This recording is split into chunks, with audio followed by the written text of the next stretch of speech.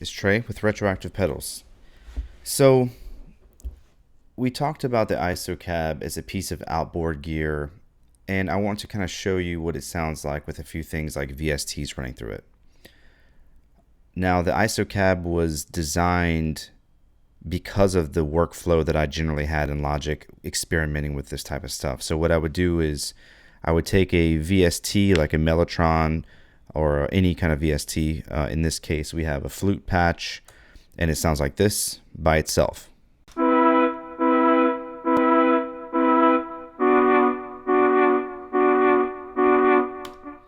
So what I would do is route this flute sound out of my interface here on the output, run that into my radio reamp box, and my radio reamper goes into the Iso Cab, and then I can record this flute as an audio track on its own by itself, and that sounds like this.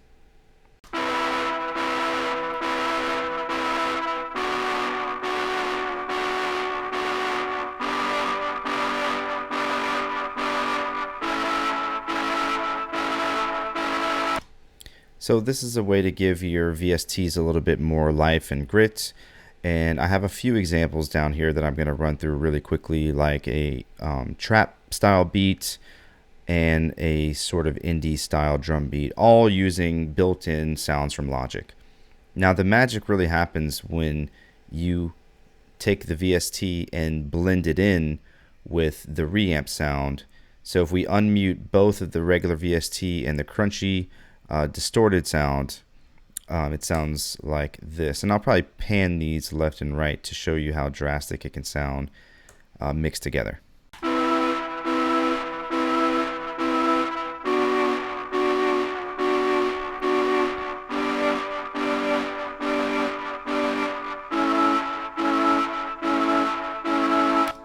And you can obviously blend those to taste. So we'll kind of bring the distorted flute back in, and we'll maybe center the VST flute to kind of get somewhat of a balance.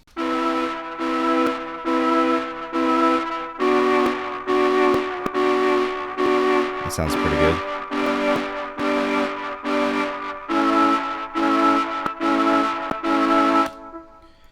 So that's one example with the Mellotron flute. And I'll quickly move over to another basic drum sound called Trapdoor, and it sounds like this by itself.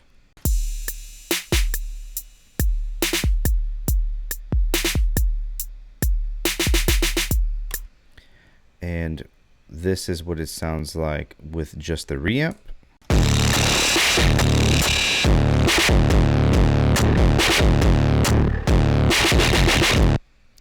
And let's blend those together. So I'll start again with hard pan left and right so you can hear how drastic it sounds blended.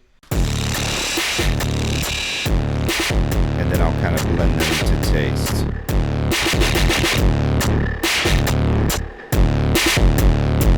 Sounds good.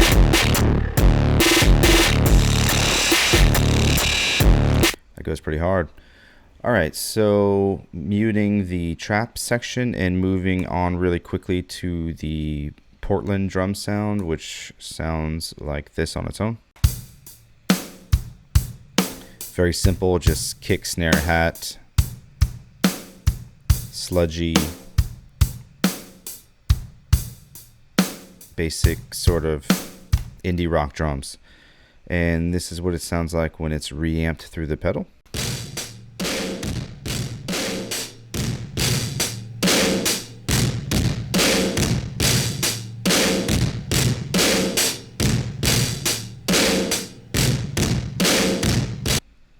And let's blend them together.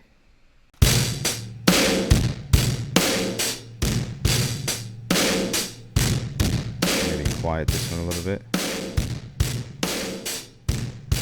And then blend in the taste.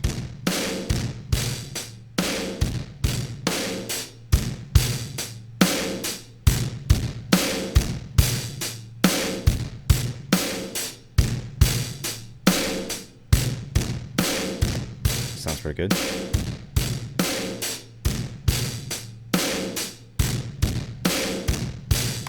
So yeah, that's just a very quick example of a few things that I would run into the ISO cab to make a little crunchier. Now, for demonstration purposes, I wish I could have tweaked the EQ on the pedal to really show you how, you know, versatile it can be, but just with the way the black hole audio routing software works, I couldn't route.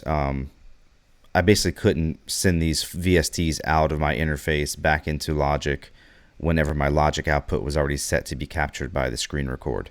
So you just have to take my word for it. But in theory, you can send this flute out and sit here and you know, have your monitor in, and you can tweak the EQ, the gain, the volume of the pedal in real time to kind of just see what sounds the best for you. Now, with that being said, there's sort of two functions that the ISO cab can have in this setting. Now, this is just running the VST straight in and out of the ISO cab pedal. But as you know by now, the ISO cab has an internal speaker and a microphone capturing this sound. Now, what I was doing to kind of design the ISO cab, and what I was doing to give me the idea to even build it, was I would send these VSTs out and I would capture, I would send it out to a really, you know, small, crappy sounding speaker, and then I would microphone, or I would mic that speaker with a 57 or a condenser or whatever I had lying around, and that was going back into Logic. So it's the same process, but the only difference with the ISO cab is you can take off the back of the pedal and you can still use it that way. So if you mic'd the speaker in the ISO cab with whatever mic you have lying around, if you take the back off, you kind of bypass the EQ and the crunchy gain that the pedal has internally. So you can kind of get a little bit more of a natural, still distorted sound because you're distorting a small 4-inch speaker, but you have a little bit more flexibility to send it back in and then add your own distortion, or, you know, you can also add tons of effects to any of these returns. So you could take the back off, mic the speaker with your own mic, and get creative with the plugins, or you can just use the pedal as itself, use the EQ and the gain to make it super crunchy, and it gives your VSTs, I guess, a little bit of life otherwise that they wouldn't have. So that's an example. I hope you enjoyed it. I'll probably do another video soon with, you know, taking the back off the ISO cab and trying to mic it with a mic to see what that sounds like. So stay tuned for that. Thanks.